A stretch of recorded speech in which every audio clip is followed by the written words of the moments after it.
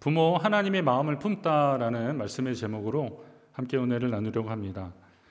가정의 달 5월 중에 8일은 어버이날로 지키고 있습니다. 제가 그 어버이날 유래를 한번 찾아보니까 그 시작은 어머니날이었습니다. 1955년 5월 8일에 국가에서 어머니날 기념식을 해서 장한 어머니 표창도 하고 또 격려하는 그런 시간을 가졌는데, 이게 왜 그랬나 보니까 1955년이면 우리 한국 사회 시기적으로 어떤 시기인지 아실 겁니다. 전쟁 고아들이 많고 또 아빠를 잃은 자녀들이 많고 또 남편들 중에서는 전쟁 중에 부상을 당해서 어떤 활동이 어렵고, 그래서 가정의 생계를 책임질 수 있는 사람들이 적은 시점이었습니다. 그래서 어머니들이 모성애가 강하고 아이들 키우는데 아주 책임감이 있으니까 장한 어머니, 아이들 좀 잘 키워주고 그렇게 해달라고, 국가가 요즘 같은 어려운 때 이제 재난지원금 이런 거 지원해 주지만 그 당시에 뭐 생각이나 했겠습니까? 그래서 어머니들을 믿습니다, 이런 마음으로 어머니 날을 제정했던 것입니다. 그러다가 이제 충효를 좀 강조하는 정권이 들어서면서 온 국민들한테 이런 효와 경로 사상을 좀 고취시키고, 그리고 그것을 실천을 높이려는 목적으로 어버이날로 바꿔서 오늘에 이르게 된 겁니다. 교회에서는 한 5월 둘째 주에 이제 어버이 주일로 지키면서 그간에 우리와 함께 하셨던, 그리고 우리에게 사랑과 은혜를 베풀어 주셨던 부모님을 기억하고 감사하는 시간으로 가졌습니다. 70세 이상 분들에게만 선물 주신다고 너무 속상해하지 마시고 꼭 70세까지 살으셔서 그거 꼭 받으시기 바랍니다. 너무 많더라고요. 그래서 70세 이상으로 좀 제한했습니다. 아까 그 들어오실 때 좀 복잡해서 표를 좀 나눠드렸는데 나가시면서 이렇게 바꿔가시면 될 것 같습니다. 창세기 말씀을 진행하면서 창조의 과정 속에 나타난 하나님 아버지의 마음이 부모님의 마음과 같음을 발견하고, 그러니까 결국은 부모님의 마음이 하나님 아버지의 마음을 닮은 거겠죠. 그런 동질성을 좀 발견을 하고, 물론 우리 인간이 하나님을 어떻게 동급이 될 수는 없잖아요. 같은 건 아니지만 그러나 하나님의 형상대로 지음받은 것이 확실하기 때문에 우리 부모님의 마음도 결국 하나님 아버지의 마음을 닮은 것이 아닐까, 그런 관점으로 말씀을 보았습니다. 오늘 말씀을 통해서 부모님이 하나님 아버지를 얼마나 닮았는지 한번 깨달아 보시고, 지금도 변함없는 하나님 아버지의 마음으로 우리를 응원하시는 부모님께, 그리고 응원하셨던 부모님을 기억하며 감사하는 시간 되시기를 간절히 바랍니다. 우선 하나님이 우리를 존재하게 하셨습니다. 부모님도 우리를 존재하게 하셨습니다. 지난 주일에 말씀드린 대로 창세기 1장 1절에 보면 태초에 하나님이 천지를 창조하시니라 그랬습니다. 여러분 이 사실을 믿으시죠? 하나님이 천지를 창조하셨습니다.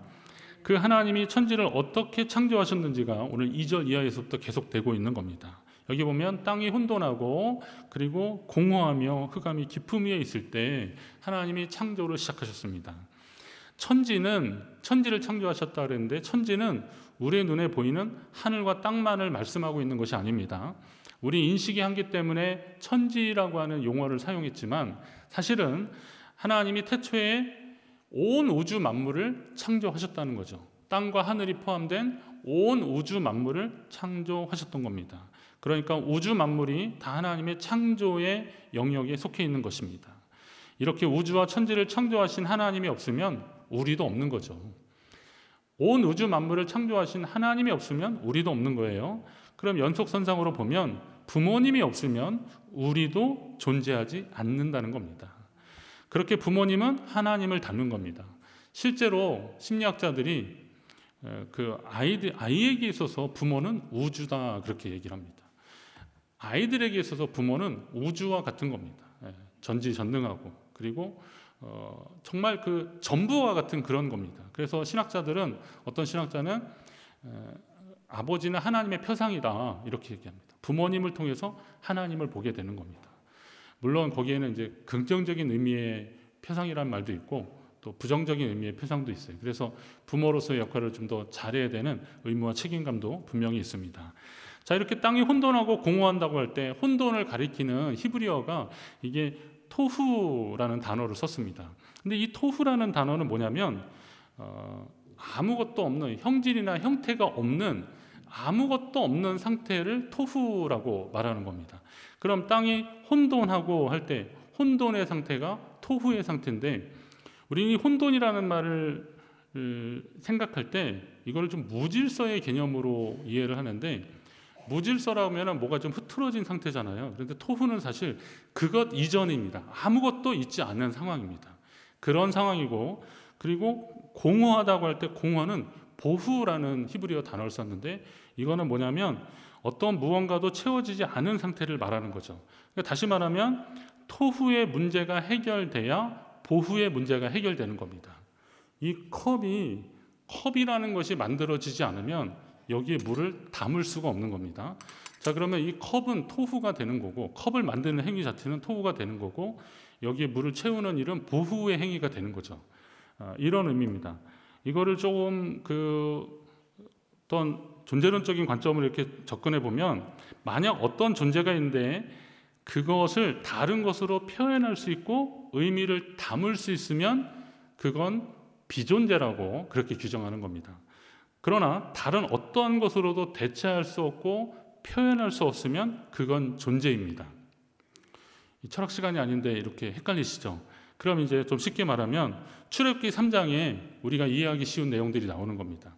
하나님이 모세를 부르셔서 그로 하여금 애굽에 있는 내 백성을 하나님 약속하신 땅으로 보내라 그러잖아요.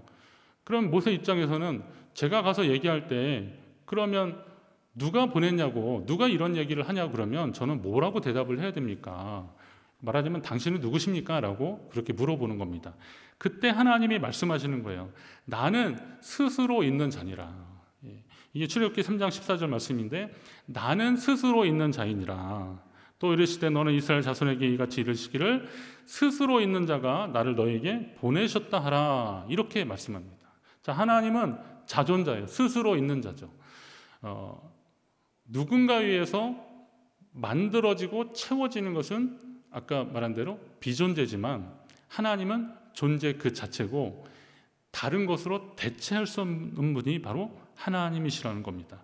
그러니까 그분이 없으면 비존재인 우리도 없는 거죠. 이걸 이제 부모님께 한번 적용을 시켜 보십시오. 자, 부모님이 없으면 누구도 없다? 나도 없다. 예. 그럼 오늘 자녀들한테 가서 말씀하십시오. 야, 내가 없으면 너도 없다. 원래 그렇게 말씀하시죠, 주로? 예. 그렇죠. 내가 없으면 너도 없다. 이러는 겁니다. 이건 이제 나와 너의 개념으로 말하면 철학적으로 또 발전된 개념이 나와 너가 있는데, 그냥 부모님 입장에서 편하게 말씀하셔도 돼요. 내가 없으면 너도 없다. 그러나 결국 나도 하나님으로부터 비롯되었어요. 그러니까 우리는 결국 다 하나님께로부터 비롯된 것이 맞는데, 부모님이 없으면 우리도 없다는 거예요. 아무리 생명과학이 발달해서 피조물인 인간이 하나님의 창조 영역에 도전하고 있는 것이 요즘 현실이지만, 인간은 스스로 존재할 수 없는 비존재입니다. 마찬가지로 부모님 없는 인생은 없는 겁니다. 그렇다면 하나님을 닮은 부모님은 곧 여러분의 생명의 시작이라는 사실도 기억하시기 바랍니다. 여러분의 그 부모님께 더 감사하시기 바랍니다. 어김없이 이렇게 말씀하시니까 내가 부모인데 감사를 받아야 할 생각만 하시더라고요. 자, 여러분은 부모가 없으십니까? 자, 그 부모님을 기억해서 좀 소환하셔서 더 감사하시기 바랍니다. 그 부모님으로 인해서 여러분이 존재 가능하다는 것이죠. 자, 그러면 하나님의 마음을 품은 이 부모님이 우리에게 어떻게 역사하셨는가? 하나님이 우리 가운데 어떻게 역사하셨는지를 보면 또 알 수 있습니다. 하나님의 창조가 계속되고 있는데요. 혼돈과 공허 가운데 하나님이 만물을 창조하실 때 가장 먼저 하신 일이 뭐냐? 빛이 있으라입니다. 빛이 있으라. 빛이 있으라. 이 빛은 하나님의 속성을 말하는 겁니다. 하나님이 가장 하나님을 닮은 것을 이 땅에 허락하셨는데, 그게 뭐냐면 빛이라는 거죠. 근데 이 빛은 해와 달이 말하는 그 해와 달의 빛하고는 전혀 다른 겁니다. 예를 들면 이제 달빛 같은 경우는 햇빛을 비춰줘서 우리에게 오는 거잖아요. 햇빛도 뭐 스스로 태양도 열을 낸다고 하지만 그것을 만드신 분이 있기 때문에 그 빛도 원형의 빛은 아닌 겁니다. 그럼 하나님이 빛이 있으라라고 하실 때 그 빛은 하나님 그 존재를 이 땅에 드러내시고 나타내시는 것이다 이거죠. 민수기 6장 25절에 보면 아론의 그 축복 기도가 나오는데 거기 보면 여호와는 그의 얼굴을 내게 비추사 은혜 베푸시기를 원하며 그랬습니다. 여호와는 그 얼굴을 나를 향하여 드사 이런 뒤에도 나오긴 하지만 그러나 내게 비추는 거예요. 나를 보는 게 하나님의 빛이 내게 비춰지는 겁니다. 이게 하나님의 역사더라고요. 시편에도 계속 말씀하고 있어요. 시편 31편에도 보면 주의 얼굴을 주의 종에게 비추시고 그렇습니다. 하나님과 내가 얼굴을 맞닥뜨리면 사실 그러면 이제 모세의 경우로 보면 이거 죽을 수도 있는 거예요. 근데 그만큼 하나님이 우리를 향하시면 그 빛이 우리 가운데 임하게 되는 겁니다. 여러분 이 자리에 하나님의 빛이 임하신 줄로 믿습니다. 저 인공적으로 비춰진 빛 말고 하나님이 우리의 예배를 통해서 이 자리에 임재하신다면 우리는 그 빛 가운데 있다는 사실을 여러분 믿으시기 바랍니다. 예수님도 그러시잖아요. 나는 세상의 빛이라 그러셨어요. 나는 세상의 빛이라. 여러분 세상에 어떤 누가 나는 세상의 빛이라고 그렇게 말할 수 있겠습니까? 나는 세상의 빛이라. 나를 따르는 자는 어둠에 다니지 않냐고 생명의 빛을 얻으리라. 주님 안에 있을 때, 주님 따라갈 때 그 생명의 빛을 얻을 수 있다고 예수님 말씀하시는 겁니다. 하나님의 모든 창조 행위는 이렇게 빛에서 시작이 됩니다. 그런 빛이 있다는 전제로 시작되는데 빛이 없으면 하나님의 창조도 없다는 사실을 우리 알아야 됩니다. 빛이 없는 곳에는 하나님의 숨결도 없는 겁니다. 그래서 우리는 그 빛이 필요하고 그 가운데 나가야 하는 거죠. 하지만 빛 가운데 나오라고 하면 이게 좀 막연합니다. 무슨 뜻인지 잘 몰라요. 그래서 성경은 우리에게 아주 친절하게 설명을 하고 있습니다.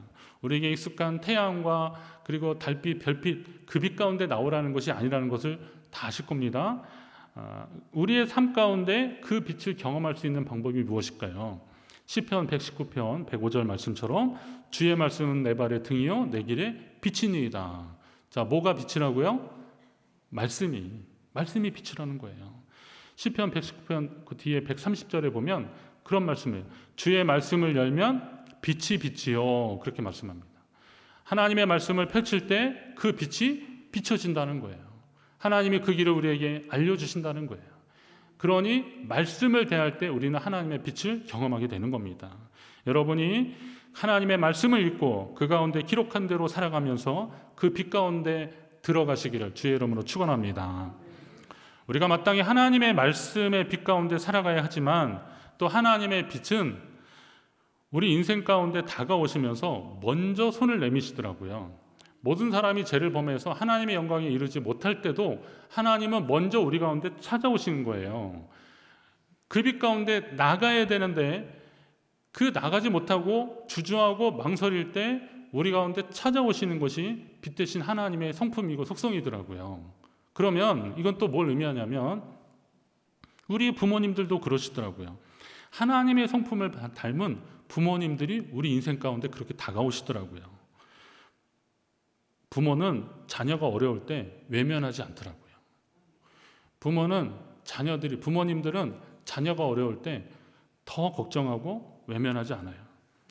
자기 재산의 절반을 탕진하고 돌아오는 아들이 부끄럽지 않도록 멀리에서부터 달려가 끌어안고 입을 맞추고 그를 위해서 잔치를 베푸는 게 이게 하나님 아버지의 마음이더라고요. 누가 보면 탕자에 비유해서 바로 그런 것 아니겠습니까? 주인의 상에 떨어지는 그것을 주워 먹는 개가 되는 그 비유의 주인공이 되더라도 귀신 들린 내 딸을 고쳐달라고 말하는 수로보니게 여인의 그 마음이 그게 하나님 마음을 품은 부모의 마음인 겁니다. 유대인들에게 있어서 기도가 그거였었잖아요. 이방인과 개로 태어나지 않은 거 감사하다고 그랬잖아요. 그만큼 모욕적인 이름이에요. 수로보니게 지역이 사실 유대 지역에서 벗어났기 때문에 이방인 취급을 받고 원래는 그러지 않았는데 이제 그런 취급을 받았던 지역인데 그러다 보니까 자녀의 떡을 개에게 주는 것이 옳지 않다라고 예수님 그냥 비유로 말씀하시니까 개도 자녀의 상에서 떨어지는 거 먹지 않습니까? 비록 우리가 이쪽 지역에 있더라도 주님 은혜를 사모하니까 제발 저 귀신 들린 내 딸을 고쳐달라고 예수님께 그렇게 얘기한 이 수로보니게 여인의 이 믿음, 주님 그 여인의 믿음을 보시고 그 딸을 고쳐주시잖아요. 이게 외면하지 않는 부모의 마음, 하나님을 닮은 부모의 마음입니다. 그리고 성도가 하나님의 빛 가운데 살고 있는 것처럼 우리는 누구나 부모님의 빛 가운데 살고 있다는 것을 아셔야 됩니다.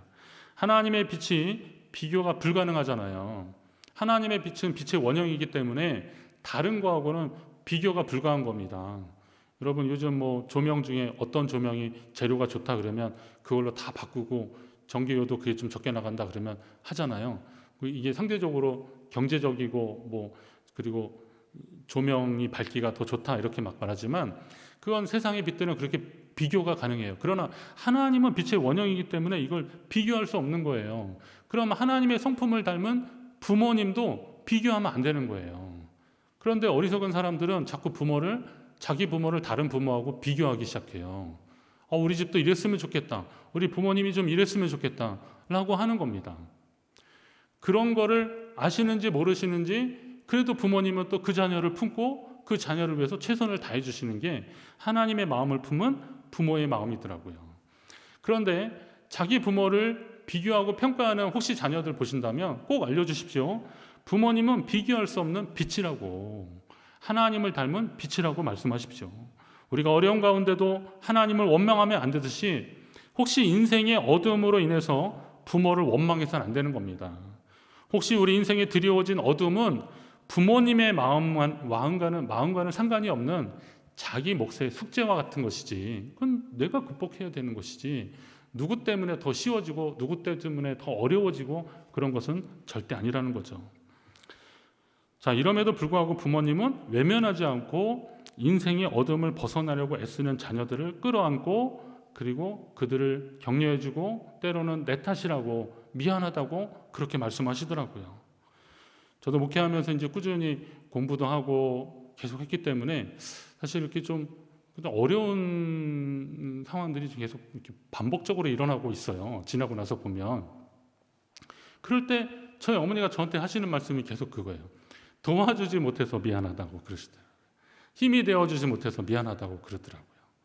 애들 키우느라고 힘든데 내가 더 못 도와줘서 미안하다고 막 그러시더라고요. 저는 그런 말씀을 들으면서 이렇게 말씀하실 건 아닌데 저를 위해서 기도해 주시고 품어주시고 키워주셨는데 그게 얼마나 감사한데. 제가 FM 장학금 받으면서 학교 졸업한 거 말씀드렸나요? FM 장학금이 뭔지 아시죠? Father and Mother. 그래가지고 제가 공부를 1등을 못해가지고 그냥 부모님이 주시는 것만 가지고 그러니까 4년 내내 어디서 뭐 조금 이렇게 주신 건 있었는데 하여튼 거의 뭐 부모님이 제 학비를 다 대주셨어요. 너무 감사했죠. 그거 없으면 어떻게 제가 학교를 다닐 수 있었겠고 그렇겠습니까? 그런 거죠. 그리고 또 부모님이 말씀하실 때 그런 거죠. 항상 미안한 거죠. 아들을 위해서 뭐 특별히 해준 게 없어서 미안하다고 그러는 겁니다. 그런 말씀할 때마다 제 가슴이 뭉클하는 거죠. 그러실 거 없는데 저를 위해서 기도해 주시고 함께 하셨는데 그것만 해도 감사한데 저는 그런 말씀을 들을 때마다 더 큰 빛을 발견하게 되는 겁니다. 그 빛이 언제나 제 삶에 함께하고 있음을 저는 깨달았습니다. 하나님이 우리와 늘 함께 하시듯이 부모님이라는 빛은 우리가 인생 사는 가운데 낮이나 밤이나 함께 하신다는 사실을 기억하시고 여러분이 그 빛 가운데 있음에 감사하시고 때로는 하나님의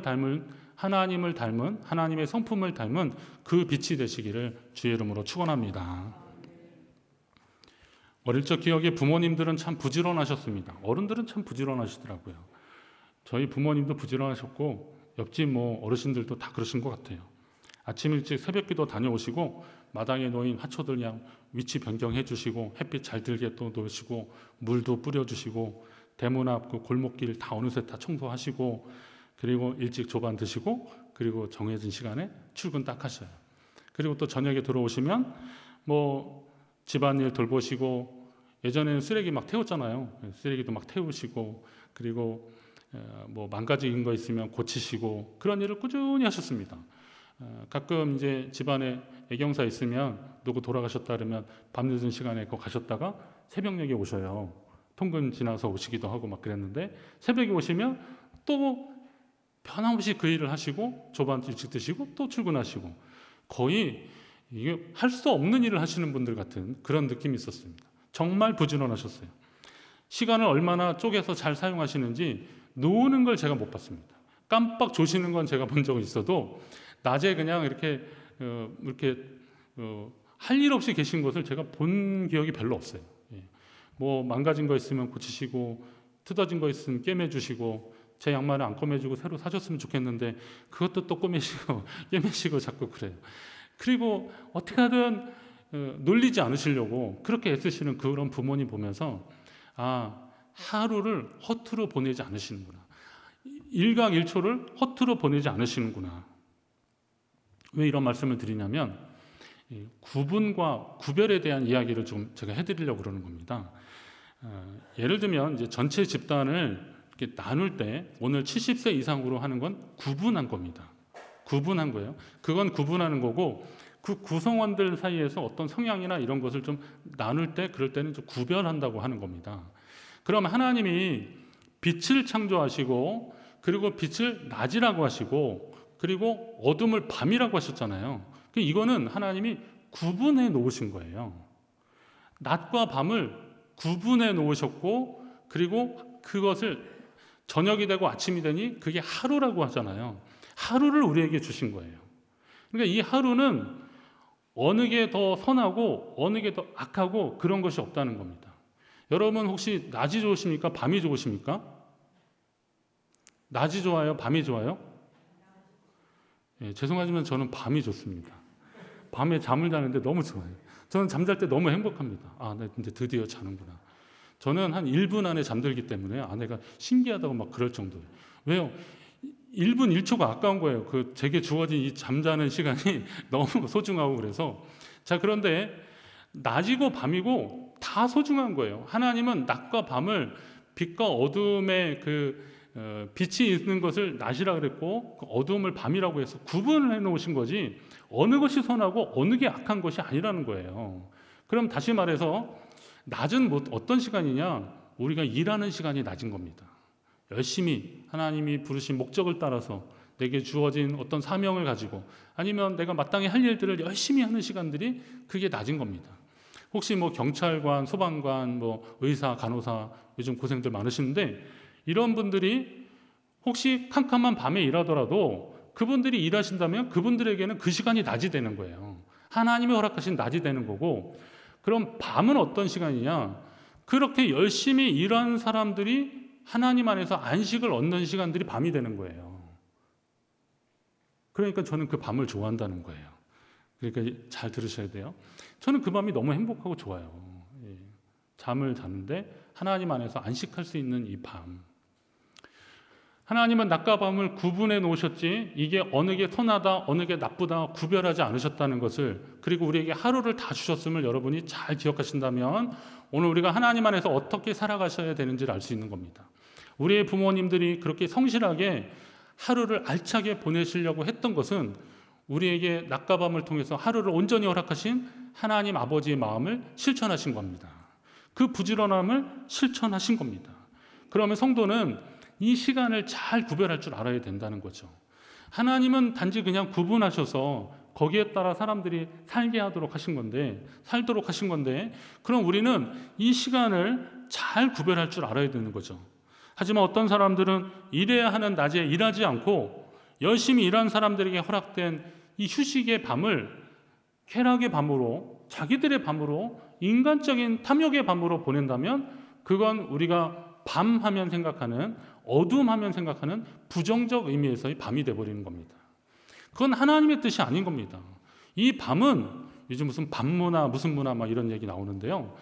이 밤은 하나님이 우리에게 주신 안식과 같은 휴식과 같은 것인데 우리의 죄와 탐욕으로 인해서 이 밤이 부정적인 의미의 어둠의 밤이 되어버리고 마는 거예요. 그건 하나님이 우리에게 주신 소중한 시간을 구별하지 못한 겁니다. 거룩한 하나님의 백성이 아니라는 겁니다. 하나님이 이스라엘 백성들을 내가 너를 지명하여 불렀다 그러셨잖아요.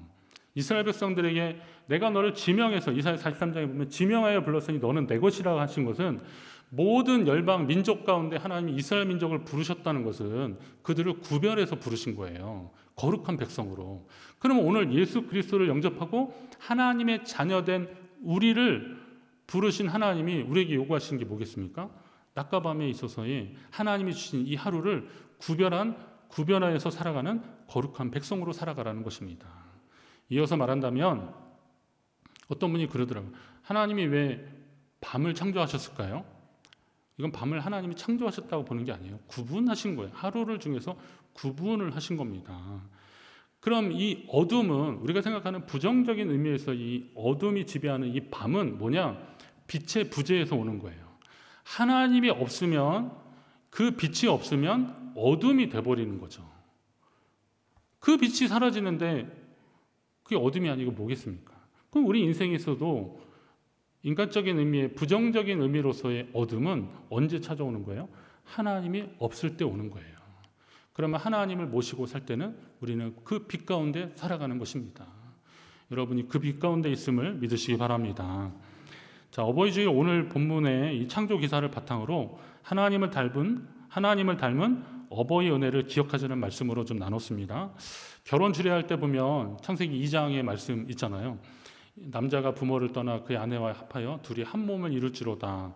사실 이 말씀은 저도 주례하면서 많이 인용하는데, 이게 원가족, 부모님 있는 원가족에서 정서적으로 좀 건강한 분리를 해서 그 둘이 한 몸이 되어서 또 다른 원가족을 형성하면서 건강하게 세워져 가라라고 하는 그런 의미를 이 말씀을 인용하는데, 이 앞에 부분을 너무 많이 적용시켜요.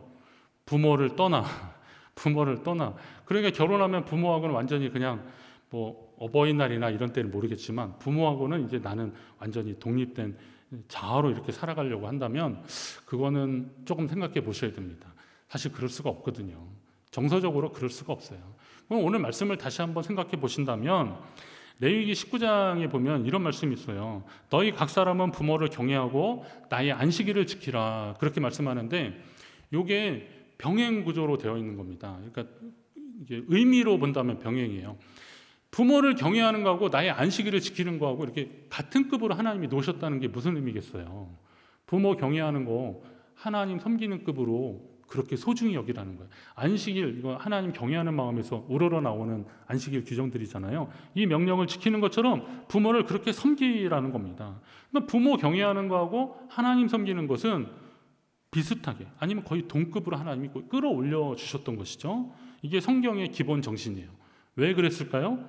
생각해보면 오늘 말씀을 나눈 것처럼 부모는 하나님의 마음을 품었기 때문입니다.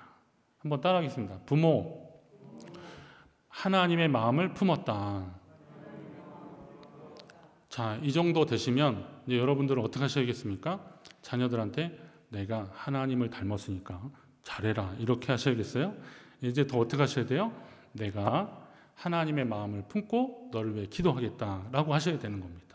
자, 부모님 계신 분들한테는 하나님의 마음을 품은 부모님께 더 잘하셔야 되는 거고, 또 육신의 부모님 돌아가셨고 또 자녀들이 있다면 그렇게 하셔야 되죠. 자, 내가 하나님의 마음을 품었으니 내가 하나님의 마음으로 너를 위해 응원하고 기도해 주겠다. 더 좋은 부모 되기 위해서 애쓰시기를 간절히 바랍니다.